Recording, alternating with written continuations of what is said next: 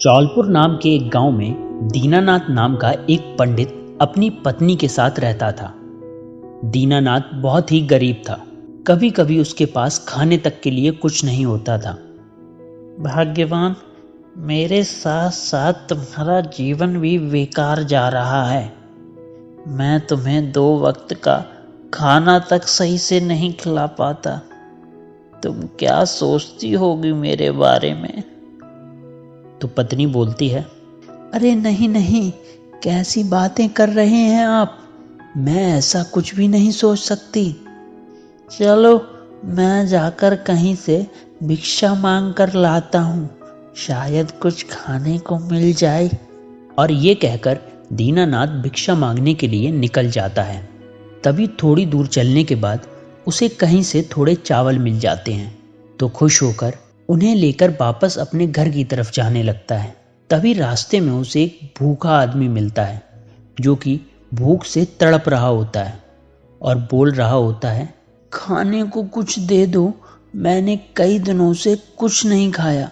दीनानाथ उसकी हालत पर तरस खाकर वो मिले हुए चावल उस भूखे को दे देता है और फिर थोड़ा उदास होकर अपने घर की तरफ चल देता है।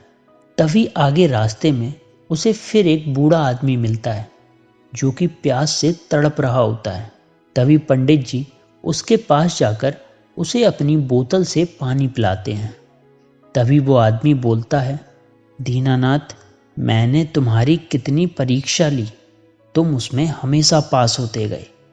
तुम खुद भूखे थे, फिर भी तुमने अपने वो चावल उस भूखे को दे दिए। तुम्हारी इसी आदत से खुश होकर मैं तुम्हें वरदान में ये एक बकरी देता हूँ, इसे तुम ले जाओ। जो भी तुम इससे मांगोगे वो ये तुम्हें ला कर देगी। और वो पंडित उस बकरी को अपने साथ अपने घर ले जाता है और अपनी बीवी को सारी बात बताता है। बीवी ये सुन बड़ा खुश हो जाती है और फिर वो दोनों पहले उस बकरी से कुछ खाने के लिए मांगते हैं, तो वो बकरी तुरंत उन्हें दे देती है। फिर दीनानाथ और उसकी पत्नी पेट भर खाना खाते हैं और मस्त सो जाते हैं और इसके बाद उनकी जिंदगी आराम से चलने लगती है। तभी एक दिन गांव के एक आदमी को दीनानाथ की उस बकरी के बारे में पता चल जाता है और फिर वो जाकर राजा को ये सारी बातें बता देता है।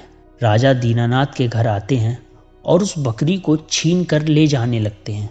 तभी दीनानाथ राजा को रोकने की कोशिश करता है, लेकिन राजा नहीं मानते। फिर वो बकरी अचानक से एक बड़े आदमी का रूप ले लेती है और राजा और उस आदमी को मार मार कर वहाँ से भगा देती है। और फिर दीनानाथ और उसकी पत्नी वापस से खुशी जीवन व्यतीत करने लगते हैं।